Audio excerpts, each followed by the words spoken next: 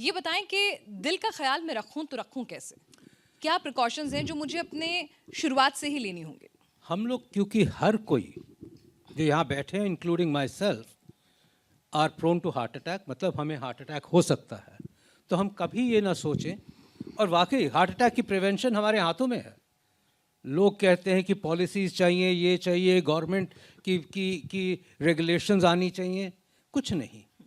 Heart attack से बचना तो ये बात है कि हार्ट अटैक का कारण समझना है। और कारण क्या है? बहुत ऑब्वियस कारण है।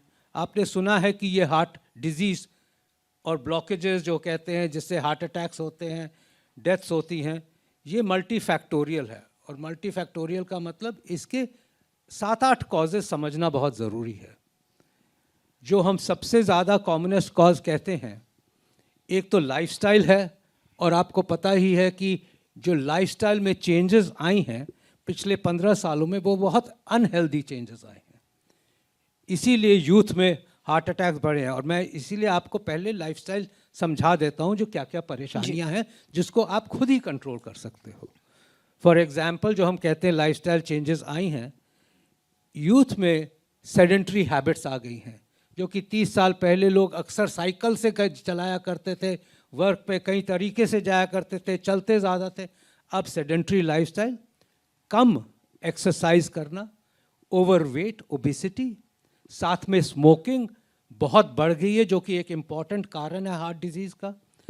अल्कोहल एक्सेस में लेना एक बहुत इम्पॉर्टेंट कारण है हार्ट अटैक का।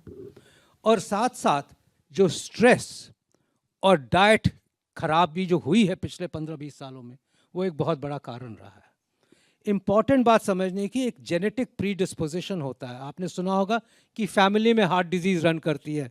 पिताजी को भी यंग एज पे 45-50 साल में हार्ट अटैक हो चुका था, या उनके ब्रदर्स और सिस्टर्स में हार्ट डिजीज़ थी। ये भी एक ट्रांसफ़र करता है अपने आप को।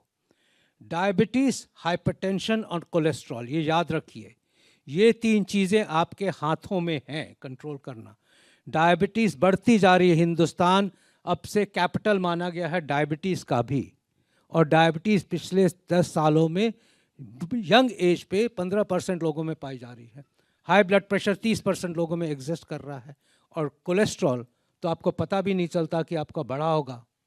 ये जो 8 मैंने कॉजेज़ बताए हैं, इनमें से तो आप खुद ही जान जाओगे एक रूटीन चेकअप के कि मेरे को डायबिटीज़ है कि नहीं, और उसका कंट्रोल कैसे करना है, मेरे को शुगर है कि नहीं, मेरे को कोलेस्ट्रॉल है कि नहीं, एक सिंपल चेक से, और मेरा ब्लड प्रेशर ठीक चल रहा है कि नहीं। क्योंकि जब 30% लोगों का हाई ब्लड प्रेशर है तो ये तो साइलेंट किलर्स हुए। डायबिटीज़ साइलेंट किलर है, ब्लड प्रेशर साइलेंट किलर है, कोलेस्ट्रॉल साइलेंट किलर है।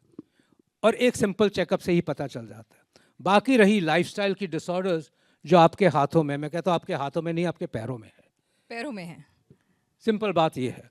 आप सोचिए, जो मैंने चीज़ें बताई हैं लाइफस्टाइल की, कि ओबेसिटी, ये डाइट, एक्सरसाइज करना, स्मोकिंग छोड़ना, अल्कोहल, अगर आप नियमित रूप से एक्सरसाइज शुरू कर दो, और वो मैं समझा दूंगा कि कितनी एक्सरसाइज क्या होती है, बट एक्सरसाइज से ही डायबिटीज़ कंट्रोल हो जाती है, एक्सरसाइज से ही बीपी कंट्रोल हो जा सकता है, एक्सरसाइज से ही मोटापा खत्म हो जाता है, एक्सरसाइज से ही स्ट्रेस खत्म हो जाता है, एक सेंस ऑफ वेलबींग आ जाती है, पॉजिटिवनेस आ जाती है। एक्सरसाइज जब आप करते हो तो ऑटोमेटिकली कहते हो कि स्मोकिंग क्यों कर रहा हो, एक तरफ एक्सरसाइज कर रहा हो तो स्मोकिंग भी छोड़ो। एक्सरसाइज से अल्कोहल छूट जाती है। एक्सरसाइज से बॉडी में वही चीज़ें आ जाती हैं जो हम कहते हैं कि दवाइयों से हमें ख़त्म करनी चाहिए।